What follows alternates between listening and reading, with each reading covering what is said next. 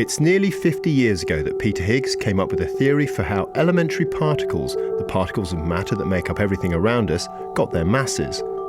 The theory introduced a new particle, the Higgs boson, which is now a keystone of scientists' understanding of nature.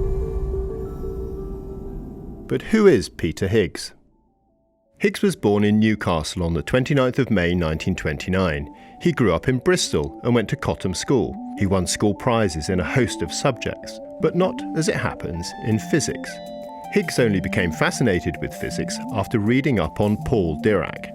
Dirac was a former pupil at the school and one of the founding fathers of quantum theory. Higgs got the physics bug and went on to study at King's College London. There he proved himself a hopeless experimenter, but a talented theoretician. Even at this early stage, Higgs impressed. In his final year exam, he tackled a problem taken from a recent journal paper. In the long run, it turned out, when it was actually graded, that Peter had done a better paper than the original paper that they took from the literature. In other words, he had done a better treatment of the same problem, found out more about it, and solved it rather better. Higgs moved on to Edinburgh University.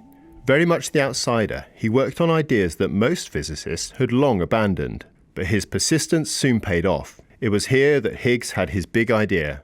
Using no more than pencil and paper, Higgs showed in 1964 how an invisible field in the vacuum of space acts like cosmic glue, making some particles heavy and leaving others, like photons or particles of light, entirely massless.